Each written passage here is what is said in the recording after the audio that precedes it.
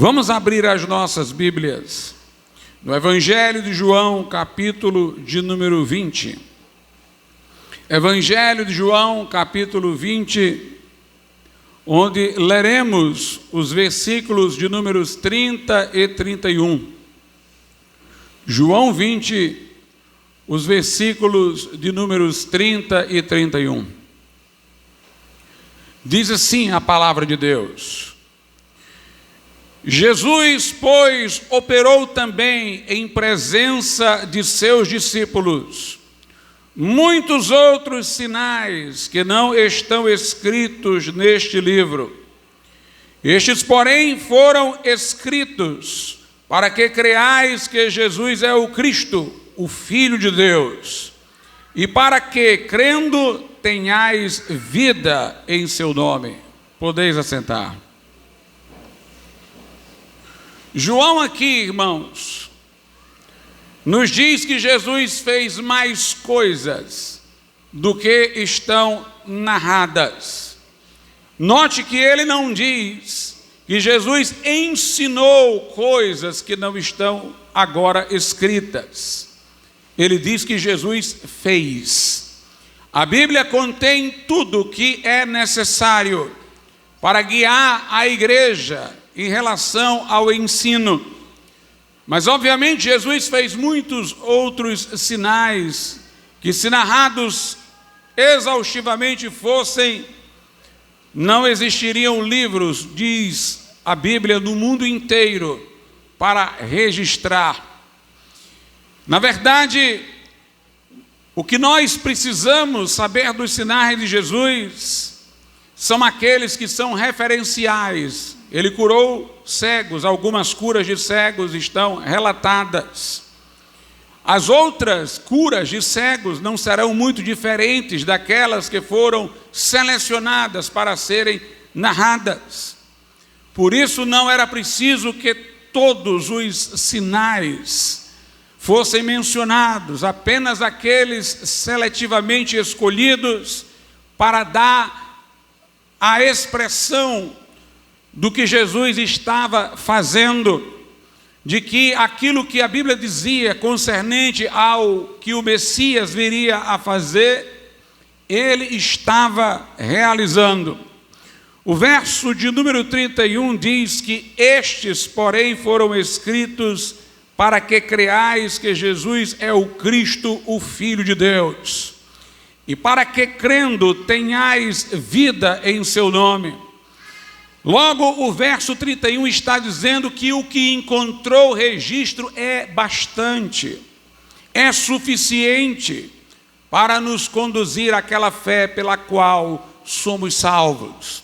E é isso que nós dizemos, é que a Bíblia, ela tem o suficiente, ela tem o bastante para regrar a nossa existência e mostrar-nos o caminho.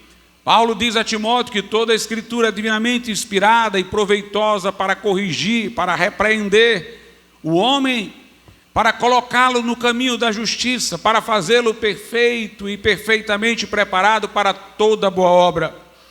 Também Paulo diz a Timóteo que ele desde a meninice conhecia as sagradas letras, as Escrituras. Aí Paulo diz que podem fazer-te sábio para a salvação que é pela fé em Jesus Cristo. Ao mesmo tempo que o texto diz que a salvação é pela fé, logo não pelo mérito, pelas obras humanas, por suas penitências, mas unicamente pela fé, o texto diz que as Escrituras nos tornam sábios, quer dizer, instruídos, com conhecimento bastante e suficiente para chegarmos à salvação, que é pela fé em Jesus Cristo. Por isso este livro é a nossa regra de fé e prática, é a nossa bússola, é a autoridade final em assuntos espirituais, é o nosso mapa. Se alguém quer saber sobre receita de bolo, vá a um livro de culinária. Se alguém quer saber sobre arquitetura, procure um livro de arquitetura. Mas se alguém quer saber sobre a salvação da sua alma, este é o livro. Este é o livro. Ele trata do que é mais importante, não de coisas acidentais dessa vida, mas este livro fala porque nós fomos criados, de onde viemos, para onde vamos, porque nos encontramos na situação que agora a humanidade está de perdição, e qual a provisão de Deus para resgate do homem, para a salvação do pecador. Estes, porém, foram escritos para que creais que Jesus é o Cristo, o Filho de Deus, e para que, crendo, tenhais vida em seu nome. Se nós formos detalhar este versículo, nós veremos aqui duas fés, onde uma pressupõe a outra. Nós vemos aqui uma sequência de duas fés para chegar à salvação. A primeira é uma fé doutrinária. Obviamente ninguém virá a Cristo sem primeiro acreditar que Ele é o Filho de Deus, acreditar que o seu sacrifício na cruz foi a favor dos pecadores. Sem entender quem é Jesus, sem entender o que Ele fez na cruz, sem reconhecer que o fato da morte e ressurreição de Jesus, bem como sua encarnação, ascensão, aconteceram, sem reconhecer que Ele é Deus, ninguém virá a Ele legitimamente. Irá a outro pensando ser Ele. Portanto, uma fé doutrinária, uma compreensão dos fatos, da revelação, deve ser admitida antes do passo seguinte, que é a fé pessoal, que não é meramente doutrinária, e que nos conduz à salvação, e que nos liga a Jesus Cristo, para que Ele nos salve. Aqui diz: estes foram escritos para que creais. Esta é a primeira fé, a doutrinária, que Jesus é o Cristo, o Filho do Deus vivo. E, conjunção, acrescenta-se, para que crendo tenhais vida em seu nome. Aqui é uma segunda etapa, é uma segunda camada de fé, é a fé pessoal pela qual somos salvos. E é sobre essa divisão que nós vamos tratar nessa noite. A Bíblia primeiramente nos instrui e depois ela nos induz a ir a Cristo. Estas coisas foram escritas para que creais que Jesus é o Cristo, o Filho de Deus. Eu falei até aqui num culto passado que existe o crer que e o crer em. Os demônios creem que Deus existe, estremecem, está lá na carta de Tiago, essa proposição. Mas os demônios não creem em Deus, no sentido de confiar em Deus para algum benefício a favor deles. Demônios sabem que Jesus Cristo é Deus e o que Ele fez na cruz. Eles admitem quem Jesus é e os fatos que Jesus consumou. Mas demônios não confiam em Jesus como seu Salvador pessoal. O crer que é exatamente a fé doutrinária, a admissão de certas proposições que trazem informações sobre Jesus, sobre a cruz, sobre o que Ele veio fazer, sobre a nossa salvação. Mas a salvação é recebida pelo crer em Jesus, que não é a admissão do fato, é uma fé pessoal, é uma confiança pessoal em Cristo. Sempre que Jesus quis falar do crer nele, do crer em, Ele usou a imagem de uma caminhada em sua direção. Ele dizia: quem tem sede, venha a mim, note, e beba. Uma atração, um caminhar do coração em direção a Ele e uma apropriação, beber. Aí Ele diz: porque quem crê em mim, como diz a Escritura, do seu interior fluirão rios de água viva.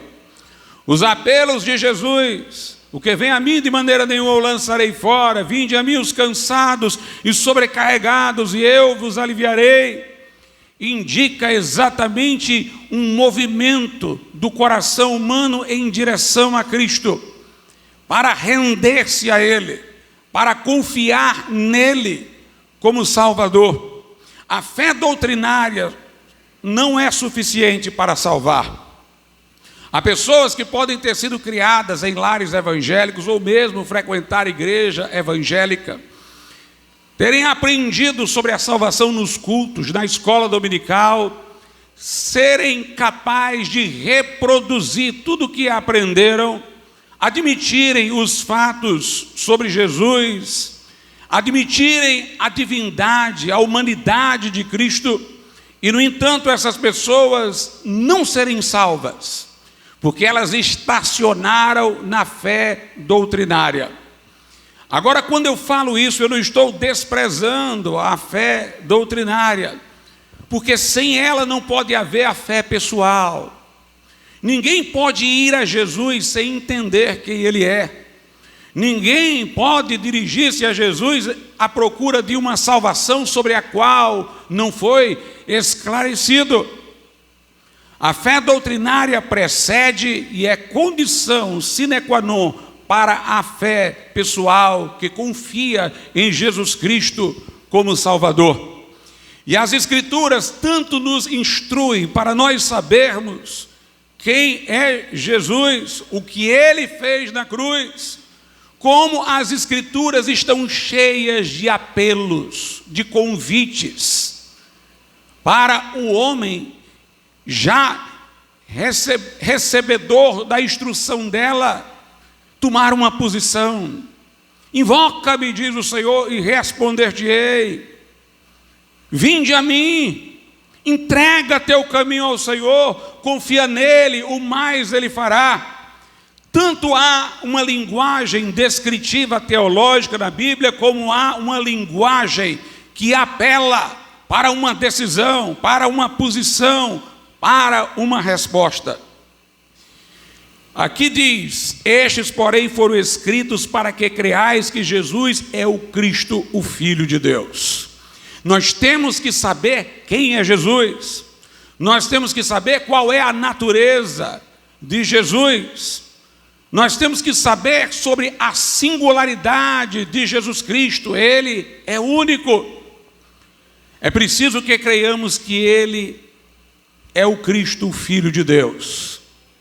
É interessante, irmãos, que a igreja odierna é uma igreja que está carecendo de um avivamento com urgência. É uma igreja frágil, emocionalmente, psicologicamente. É uma igreja que titubeia diante deste mundo. Enquanto a igreja mais próxima do tempo apostólico, para não falar da própria igreja da época dos apóstolos, foi uma igreja capaz de enfrentar martírio, onde crentes eram levados a fogueiras, a arenas, para serem devorados por feras, eram fixados em estacas, enforcados. E, no entanto, morriam cantando, com toda a fibra, com toda a força, com todo o vigor. Quando lemos a Apologia de Tertuliano, escrita no século II, nós ficamos impressionados com o grau de firmeza e santidade dos crentes. Porque ele vai destinar suas palavras ao Império Romano, que estava perseguindo os crentes. E ele vai dizer que entre os crentes o Império Romano encontraria os melhores súditos, porque eles eram abnegados, pacientes, trabalhadores, honestos. E ele vai descrevendo a vida virtuosa que aqueles primeiros cristãos viviam. Na igreja primitiva, durante perseguições, foi preciso às vezes discursos para que os crentes não se aventurassem de maneira precipitada só para serem martirizados, porque alguns desnecessariamente queriam aparecer no lugar e de repente pregar sem nem encontrarem ouvidos para o que iam dizer, só para serem capturados e terem o privilégio de morrer por Cristo. E houve época que os pastores tiveram que dizer: se acalmem, nós estamos dispostos a morrer por Jesus, mas não é dessa forma precipitada. Meus irmãos, e naquele tempo da igreja primitiva, era um tempo de teologia, era um tempo de discussões sobre quais livros do Novo Testamento eram canônicos. Eram discussões sobre se Jesus era Deus, homem, como a divindade, a humanidade de Jesus Cristo se coordenavam. Era uma discussão sobre se Deus é trino, de que maneira Jesus foi eternamente gerado do Pai.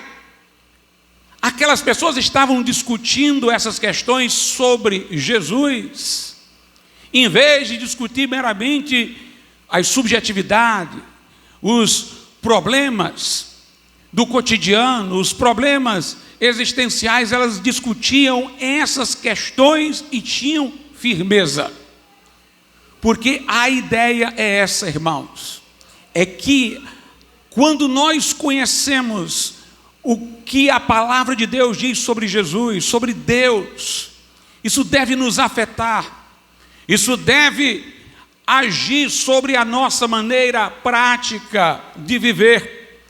Hoje em dia nós temos muitos púlpitos que estão trocando a palavra de Deus por muitas vezes discursos de autoajuda, coaching, discursos terapêuticos, que são apenas recheados, floridos, de versículos bíblicos citados fora de seu contexto, para gerar algum tipo de impacto ou encanto emocional. Mas a gente percebe que quando os púlpitos seguem esse caminho e se afastam da palavra, multidões podem se ajuntar, mas elas nunca crescem espiritualmente. Nós temos pessoas que vivem da dependência daqueles discursos emocionais, como um drogado é dependente da droga, o alcoólatra do copo de bebida que vai tomar todo dia, toda semana. Não há robustez, a fragilidade se mantém, há apenas um consolo que nunca vira fortaleza. Mas aqueles cristãos primitivos estavam querendo saber quem é Jesus, o que Jesus viera a fazer, quem era o crente em Jesus Cristo, que mudança o Evangelho proporciona. E aqui João está dizendo exatamente isso. Olha, a Escritura existe para que vocês creiam que Jesus é o Cristo, o Filho do Deus vivo. O conhecimento teológico, irmãos, é muito mais eficaz, mas nós precisamos acreditar nisso e levar isso a sério. E precisamos tomar as verdades teológicas das Escrituras e deixar que elas nos causem impacto. Quando Paulo vai falar à igreja de Corinto contra a fornicação, ele não usa um manual para aquelas pessoas controlarem os seus instintos. Ele não usa uma terapia de disciplina sexual. Paulo diz: vocês não sabem que o corpo de vocês é santuário do Espírito Santo, que habita em vós. Paulo está querendo lembrá-los do que o corpo deles é, teologicamente, pela redenção. O corpo de vocês agora é santuário do Espírito Santo. Vocês são membros de Cristo, porque o Espírito de Cristo habita em vocês. O corpo de vocês é parte de Cristo, é corpo de Cristo. Vocês fariam dos membros de Cristo membros de uma meretriz. Paulo vai tratar da ressurreição na primeira carta aos Coríntios, capítulo 15, uma doutrina teológica. e vai mostrar como ela é o segredo do nosso consolo. Ele diz: se Jesus não ressuscitou, vã é a vossa fé, ainda estáis nos vossos pecados.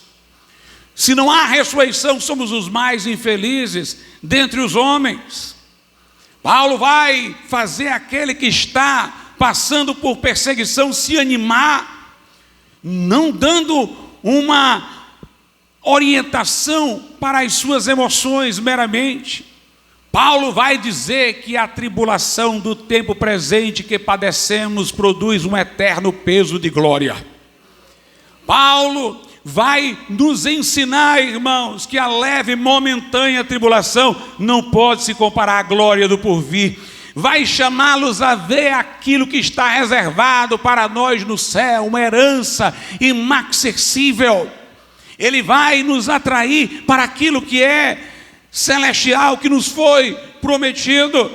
Quando Tiago vai nos ensinar a paciência diante da adversidade, estamos vendo o mundo piorar dia após dia.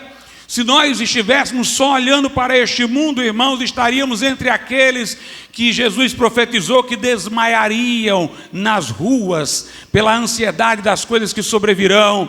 Mas Tiago diz: sede pacientes até a vinda do Senhor. A doutrina da vinda de Jesus, da segunda vinda de Jesus, é a que nos dá a paciência. Se nós cremos de verdade, não só de maneira labial, que quem tem a palavra final é Cristo, que Ele nos arrebatará deste mundo, quando este mundo sofrer juízo por seus desvios, nós temos uma profunda consolação. Vemos as dificuldades, mas gritamos: Maranata, vem Senhor Jesus. Uma igreja forte, portanto, irmãos, é uma igreja que tem a compreensão teológica. Se perdemos os bens aqui, nós sabemos que temos uma herança no céu. O apóstolo Paulo diz que perdeu posição, status, regalias que possuía entre o seu povo, mas ele diz: pela maravilha do conhecimento de Jesus meu Senhor, eu perdi todas essas coisas com prazer. As considero como nada para ganhar a Cristo. Note, o conhecimento sobre Jesus fez as coisas perdidas não pesarem.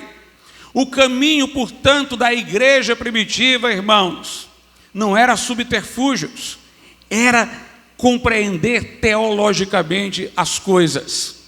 Era a teologia, a compreensão das verdades que estão na Escritura, impactar o coração dos crentes de maneira a lhes orientar a vida, lhes dar segurança. E aqui João diz: estas coisas foram escritas para que creiais que Jesus é o Cristo, o Filho do Deus vivo. Foi aquela igreja que estava discutindo sobre as duas naturezas de Cristo, a Trindade, a geração eterna de Jesus do Pai e a processão do Espírito Santo. Foi aquela igreja que foi forte. Enquanto hoje, igrejas que se perdem apenas nesses subterfúgios do mundo, adaptando discursos de autoajuda, discursos meramente emocionais, a perspectiva religiosa, não conseguem produzir crentes seguros, firmes e dispostos a tudo por Jesus. Estes, porém, foram escritos para que creiais que Jesus é o Cristo.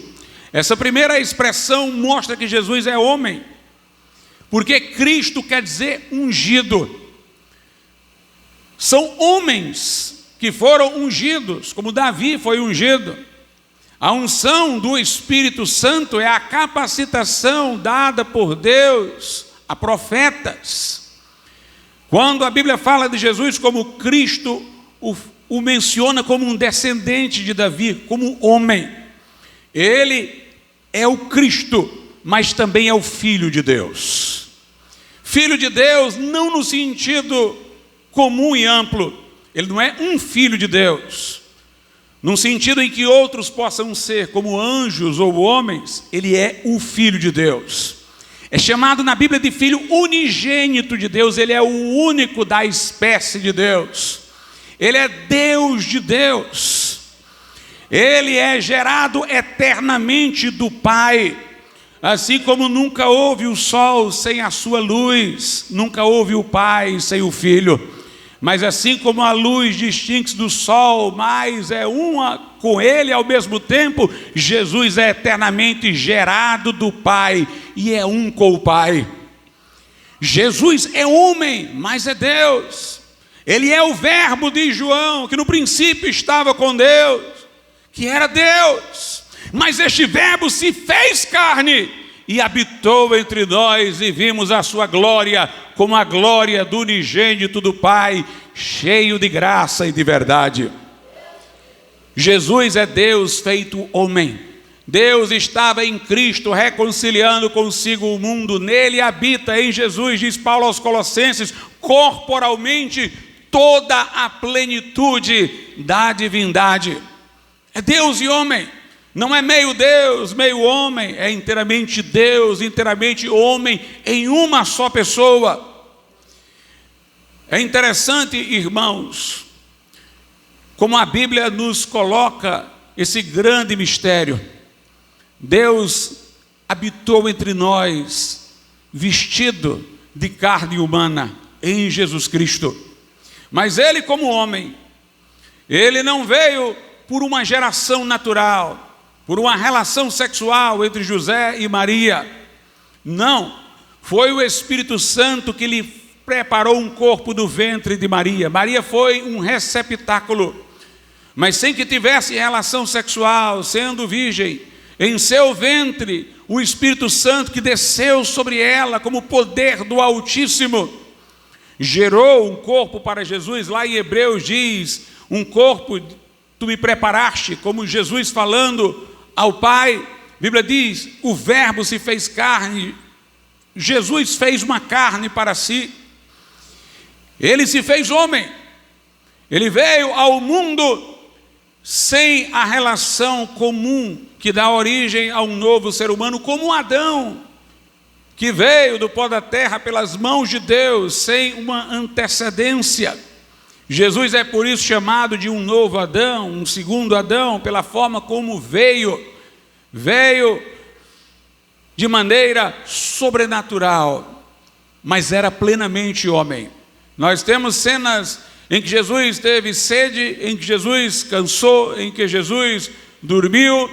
Jesus sentiu dor na cruz quando foi atravessado pelos cravos. Jesus suspirou e morreu como qualquer ser humano. Mas ele, enquanto homem, não pecou. O Pai disse, este é meu filho amado, em quem me comprazo. Para João, irmãos, estas coisas são tão importantes, que lá na primeira epístola de João, capítulo de número 4, versos de números 2 e 3, João diz assim, nisto conhecereis o Espírito de Deus, todo espírito que confessa que Jesus Cristo veio em carne é de Deus, e todo espírito que não confessa que Jesus Cristo veio em carne não é de Deus, mas este é o espírito do anticristo, do qual já ouvistes que há de vir, e eis que já agora está no mundo. Naquela época houve duas heresias, duas distorções de compreensão sobre Jesus. Havia uma heresia que dizia que Jesus, vindo dos céus, não assumiu um corpo verdadeiramente humano. O seu corpo era um fantasma, uma ilusão de corpo, não um corpo real. Mas a Bíblia diz que Jesus veio em carne. Outros diziam que um espírito celestial desceu sobre um homem, filho de um carpinteiro, um homem comum, e fez daquele homem o Cristo. Mas na hora que ele foi morrer na cruz, este ser celestial saiu e apenas um simples homem morreu.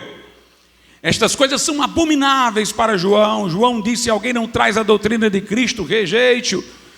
Se não tem a compreensão completamente bíblica de Cristo, rejeite-o. E aqui ele diz, isso foi escrito para que vocês creiam que Jesus é o Cristo, logo ele é homem, mas é também o Filho de Deus.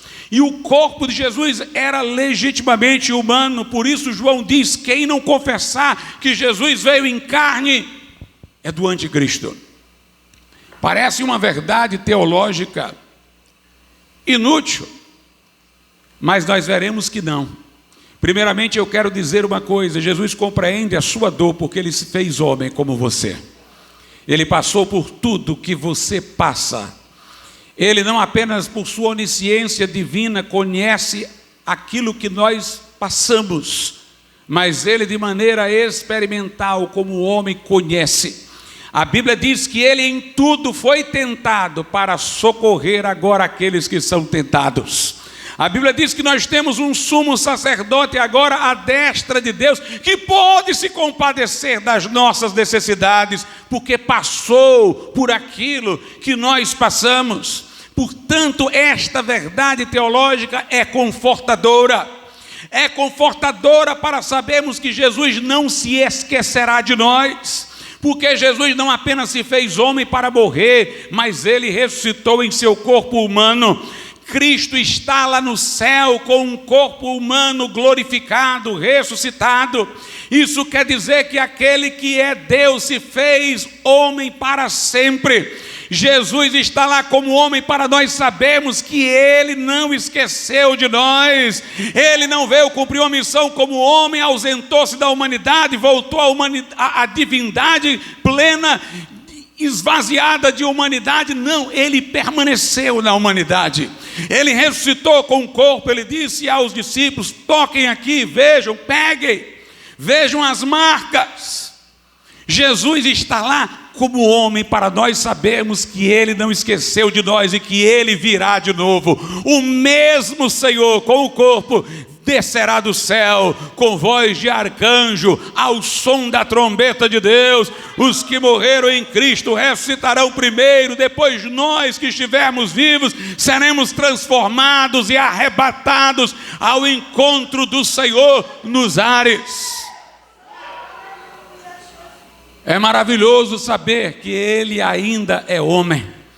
Foi ascendendo como homem à vista de seus discípulos, que lhe permitiu dizer aos discípulos: não se turbe o vosso coração. Credes em Deus, crede também em mim. Eu vou para o céu, mas não me esqueço de vocês. Na casa de meu Pai há muitas moradas. Eu vou lá preparar-vos lugar, e depois virei e vos levarei para mim mesmo, para que onde eu estiver, estejais vós também. Ele é Deus e homem em uma só pessoa.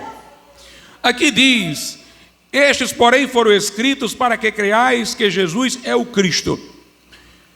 Como eu disse, o termo Cristo presume que Ele seja homem.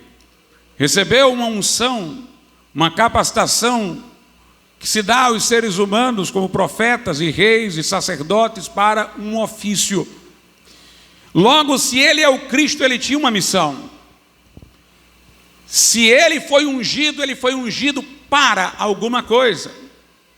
Jesus veio ao mundo com um propósito, por isso que Ele é chamado de enviado. Ele foi o enviado de Deus, enviado para alguma coisa. Ele foi enviado para nos salvar através da cruz. Por isso Ele disse: o Filho do Homem veio buscar e salvar o que se havia perdido. O Filho do Homem não veio para ser servido, mas para servir e dar a sua vida em resgate por muitos. Ele era um homem com um propósito. Ele tinha uma missão. E a missão que Ele tinha como homem só seria eficaz se Ele fosse também Deus, Filho de Deus. Jesus, como homem, poderia morrer no lugar dos seres humanos, poderia nos representar. Adão nos representou mal no Éden, caiu e ficamos debaixo de maldição. Jesus poderia nos representar, recebendo a sentença que era para nós, para nos resgatar da maldição sobre a qual nós estávamos. Mas para Ele nos representar, Ele tinha que ser um homem justo, porque se fosse pecador, mereceria também morrer pelo seu próprio pecado. Mas Ele era justo. Ele não morreu naquela cruz porque Ele tinha pecado. Ele morreu pelo nosso pecado. Ele é o Cordeiro de Deus que tira o pecado do mundo, é o justo que morreu pelos injustos para levar-nos a Deus, verteu o seu sangue para expiar nossa culpa, para pagar o preço do resgate, para cancelar o escrito da dívida que era contra nós, para compensar os nossos pecados, para apagar de nós toda a mancha, para nos colocar justificados, perdoados diante de Deus por seu sangue. Ele é o Cristo, um homem que veio para essa missão, mas para que sua morte tivesse um valor infinito. Porque veja bem, um homem poderia morrer por um homem, mas um homem poderia ter uma morte tão valiosa que pudesse substituir o castigo de todos os outros homens, que poderia garantir salvação a uma multidão de tantas pessoas. Era preciso que o seu sacrifício fosse de valor eterno e finito. E tudo, irmãos, que Deus faz pode ter este valor infinito, porque está associado a Deus. Então Jesus, que morreu como homem naquela cruz, sendo Deus, deu à sua morte um valor inesgotável, um valor infinito. A Bíblia diz que há uma fonte jorrando, que não esgota. Quem tem sede, venha e beba de graça da água da vida. Há um manancial eterno. Ali nós temos, irmãos, provisão para a salvação de todo e qualquer homem que se arrepende dos seus pecados e confessa Jesus Cristo como seu Salvador pessoal, lhe entregando a vida. Ele é o Cristo, Filho de Deus. João quer mostrar como isso é importante. Antes de alguém vir a Jesus, tem que saber quem Jesus Cristo é. E note, o assunto do que está escrito é Jesus. Jesus é o tema da Bíblia, é o assunto da Bíblia. Lá, na primeira carta aos Coríntios, no capítulo de número 15, a Bíblia descreve o que é o Evangelho. A partir do versículo de número 3, porque primeiramente vos entreguei o que também recebi, que Cristo morreu por nossos pecados, segundo as Escrituras, e foi sepultado, e que ressuscitou ao terceiro dia, segundo as Escrituras. Note, Paulo diz: o que eu recebi, entreguei, e o que ele tem para entregar é sobre Jesus. Ele está dizendo que Jesus morreu segundo as Escrituras. Não apenas os fatos, morte, sepultamento e ressurreição, mas o referencial que dá sentido a isso, as Escrituras. Ele não morreu segundo a sua visão. Você talvez ache que ele morreu porque o Império Romano era cruel e ele foi uma vítima indefesa, mas ele não morreu porque era indefeso. Ele disse: se eu quisesse, chamaria uma legião de anjos. A Pilatos ele disse: nenhuma autoridade tu terias sobre mim, se não viesse do alto. Ele morreu porque escolheu morrer em nosso lugar, o justo pelos injustos, para levar-nos a Deus. Ele morreu segundo as Escrituras. O padrão de sentido são as Escrituras proféticas. Ele foi sepultado conforme as Escrituras. Ele ressuscitou ao terceiro dia, conforme as Escrituras. É interessante aqui em 1 Coríntios 15, agora eu vou ler o 1 e o 2, que diz assim: também vos notifico, irmãos, o evangelho que já vos tenho anunciado, o qual também recebestes e no qual também permaneceis, pelo qual também sois salvos, se o retiverdes tal como vulo tenho anunciado, se não é que crestes em vão. Paulo não está falando aqui de um crente que depois deixou de ser crente e se perdeu. Paulo está falando aqui de uma pessoa que ouviu pregar, mas remodelou o que ouviu. Paulo diz: se vocês receberam do jeito que eu preguei, então vocês estão salvos.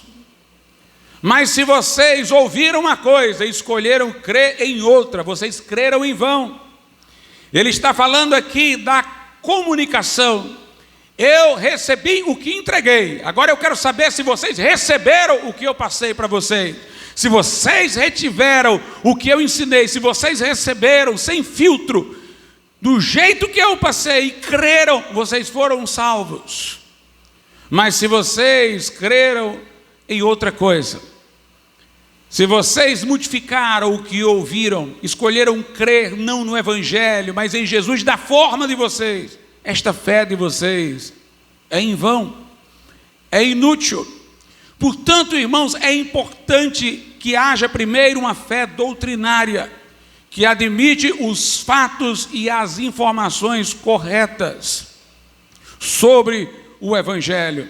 Lá na carta aos Gálatas, no capítulo 1, havia alguns que foram à Galácia perturbar a igreja e estavam dizendo que Jesus Cristo não era suficiente Salvador, que além de as pessoas depositarem fé em Jesus para a sua salvação, tinham que participar de um rito judaico da circuncisão para serem salvas. Parece uma coisa tão simples, né? Está acrescentando só essa coisinha, mas Paulo diz que isso já é suficiente para que o evangelho por eles pregado já seja outro, e não o de Cristo.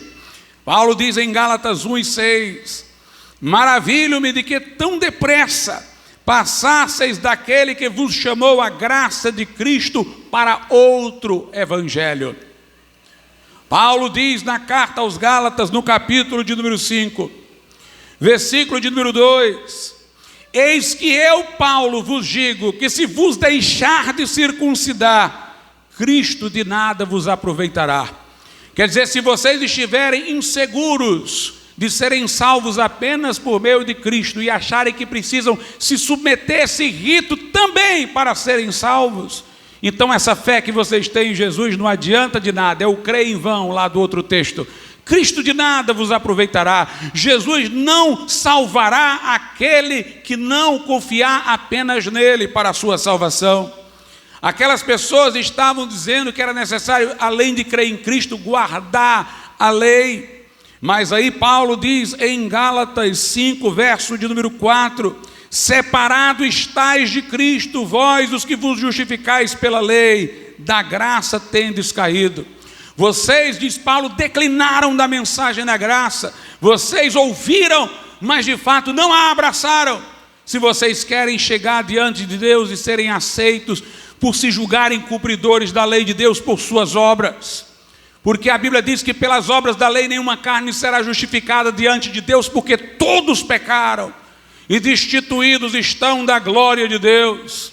Portanto, meus irmãos, quem está indo a Jesus compreendido erradamente não está indo a Jesus, está indo a uma invenção, está indo a um pseudo-Cristo, está abraçando não o evangelho, mas outro evangelho.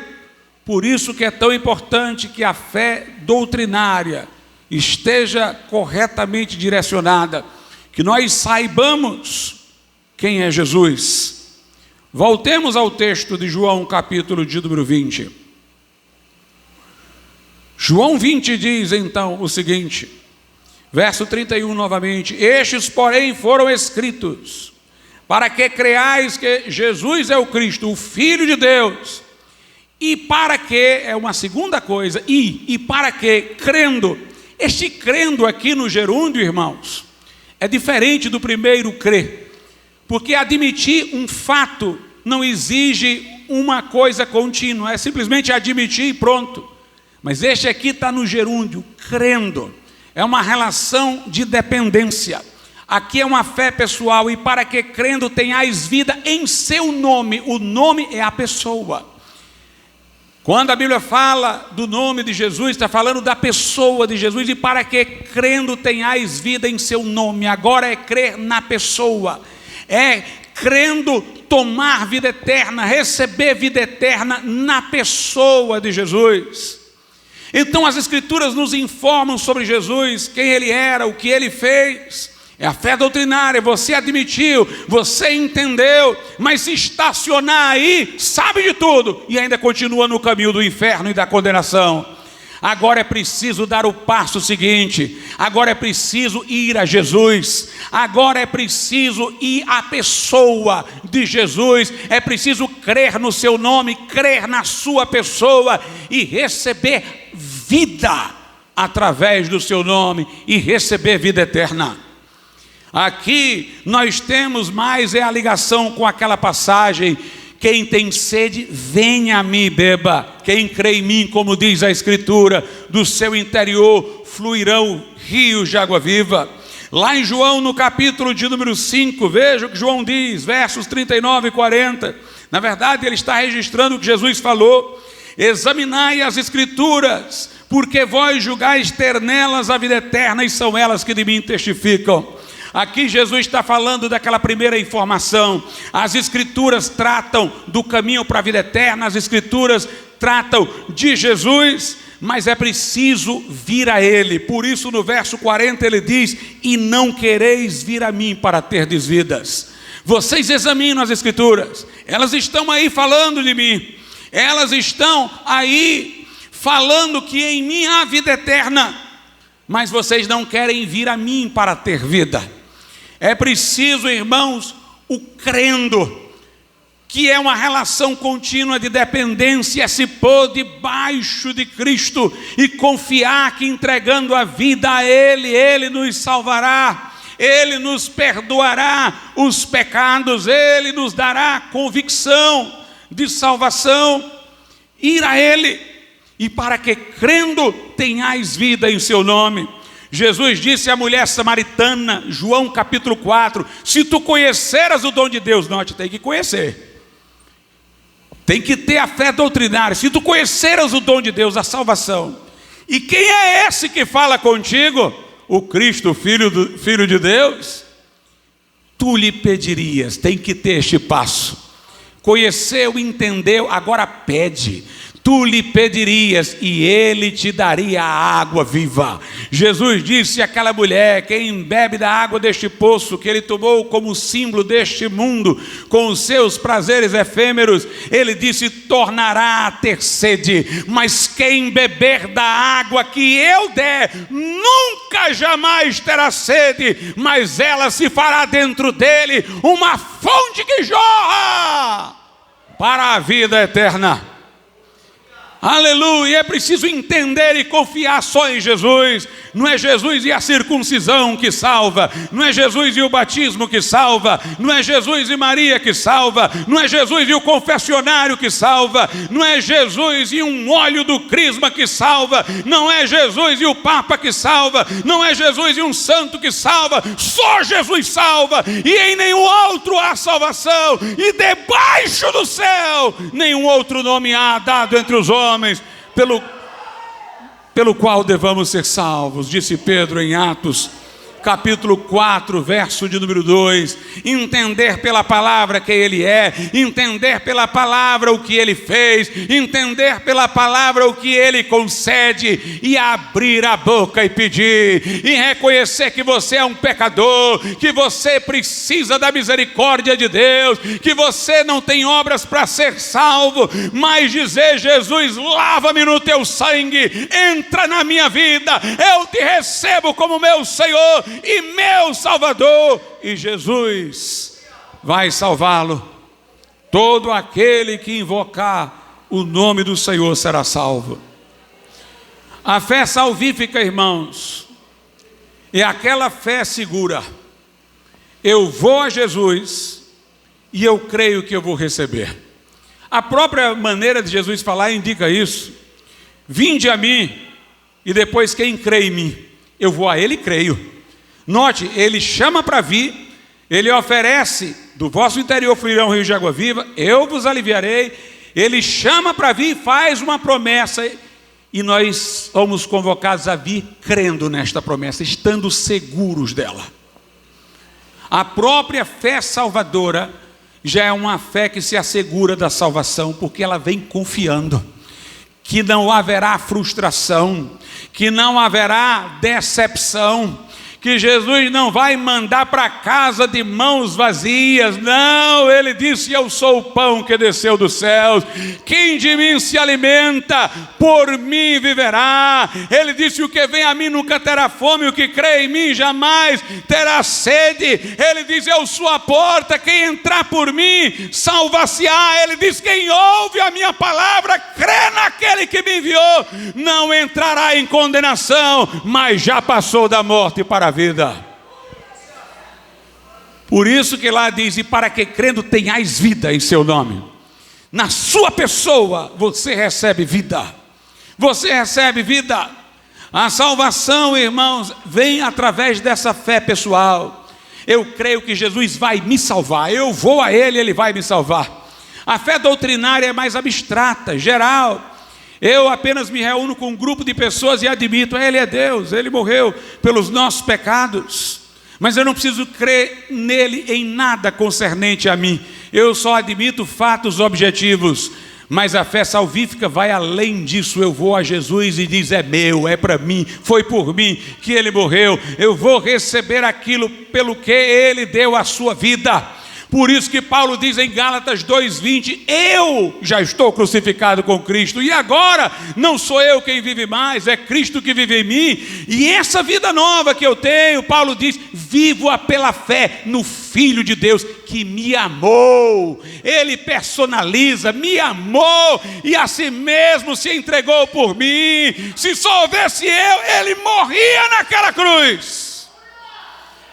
Paulo sabia disso, irmãos, até porque Jesus o encontrou no caminho de Damasco, dizendo: Saulo, Saulo, por que tu me persegues? Como é que ele sabia o meu nome? Paulo deve ter pensado: porque ele estava morrendo por Paulo lá naquela cruz, há 2000 anos atrás.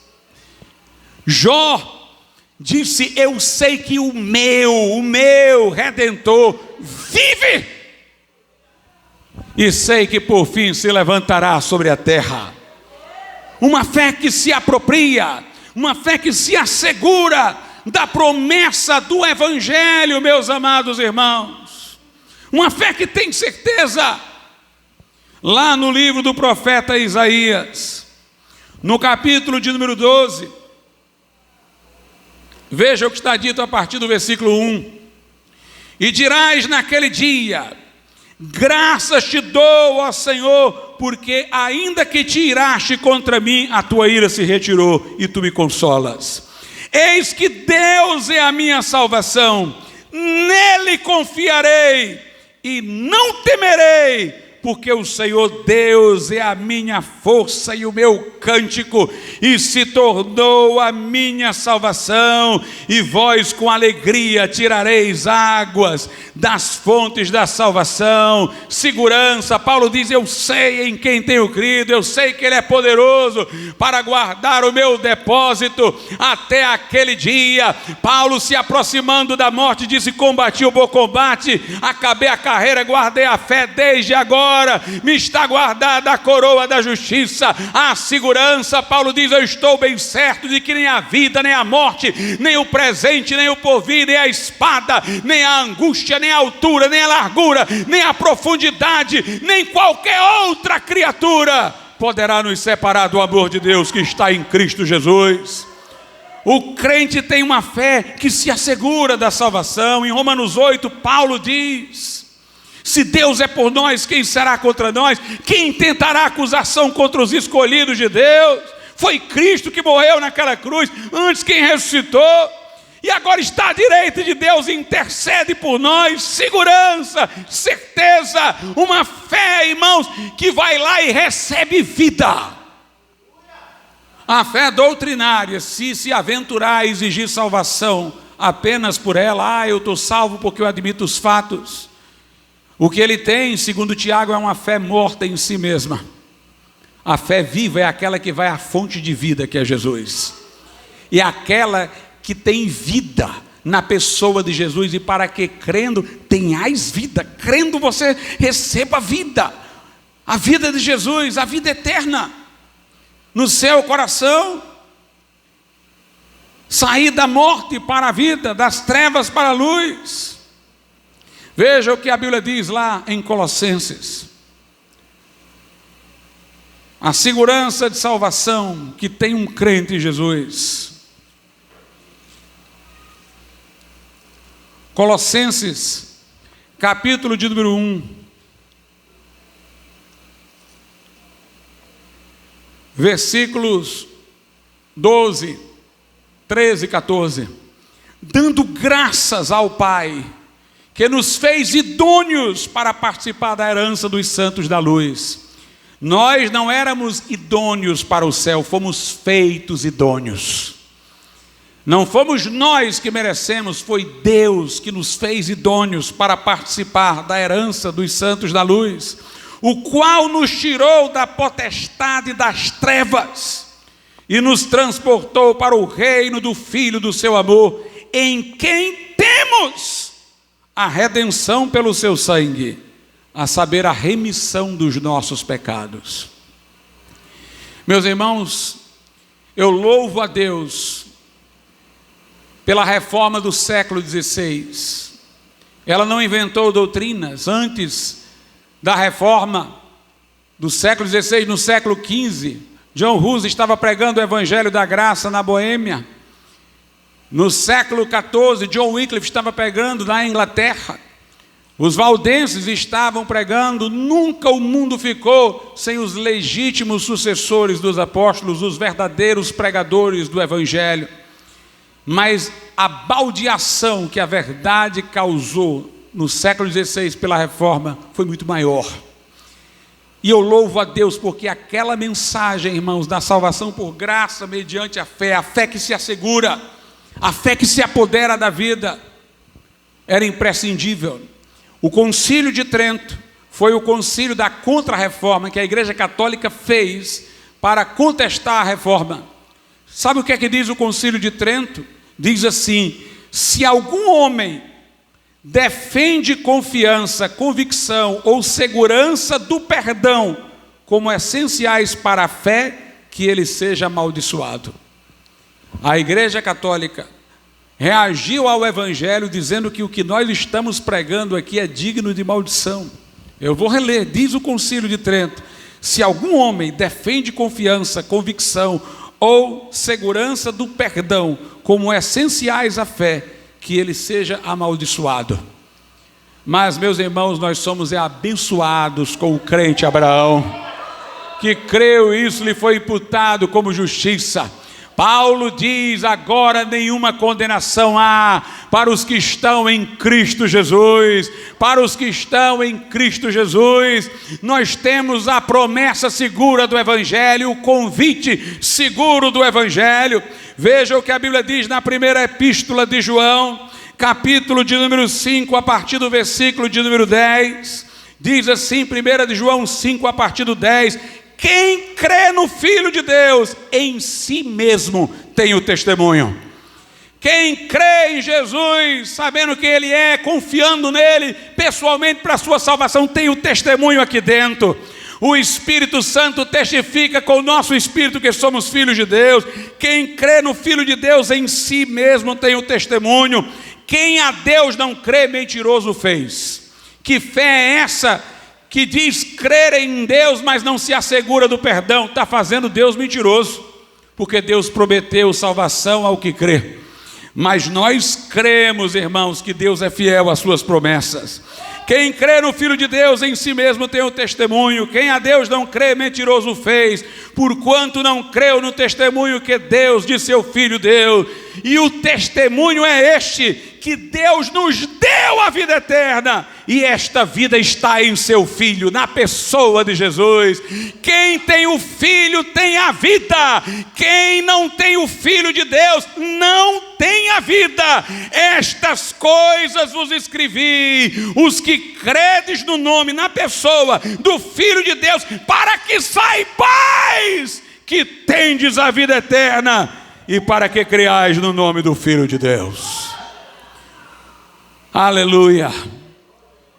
Meus irmãos, nós cremos, confiamos que quando entregamos a vida a Cristo e o chamamos para vir nos salvar, Ele nos salva, porque Ele prometeu em sua palavra. Vamos ficar de pé.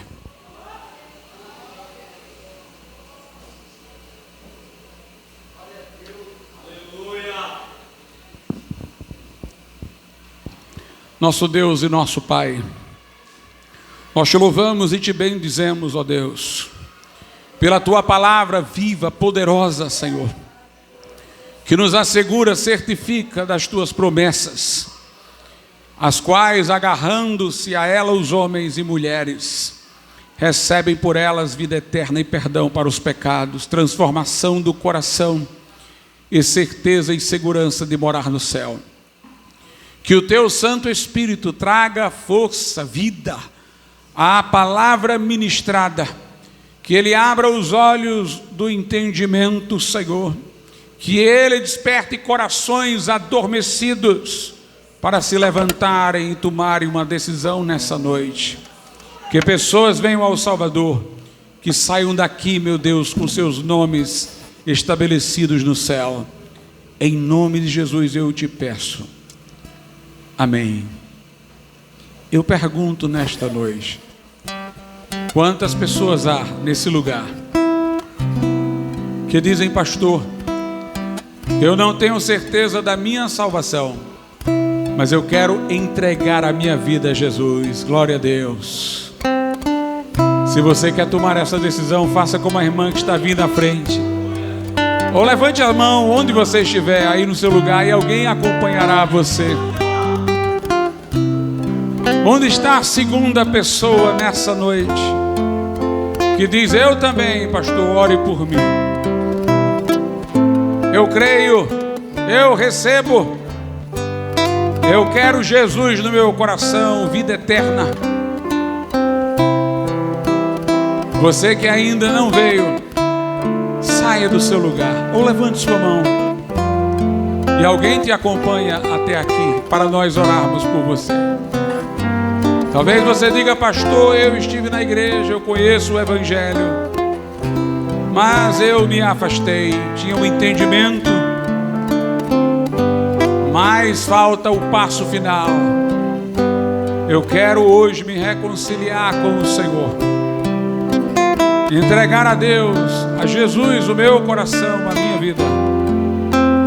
Saia de onde você estiver, venha aqui à frente, junte-se a nossa irmã e nós vamos orar pela tua vida. Você pode ir embora e apenas soube do caminho do céu, e talvez amanhã tudo isso passe, mas você pode sair daqui uma pessoa transformada pelo poder do evangelho, com a certeza dos pecados perdoados. Tome a decisão agora. Deus está esperando por você. Sem a ninguém constranger, pergunte a alguém que esteja do seu lado se esta pessoa quer entregar o coração a Cristo, se ainda não lhe foi sugerido isto, para que não saia daqui sem ter o dom inefável de Deus em Jesus Cristo.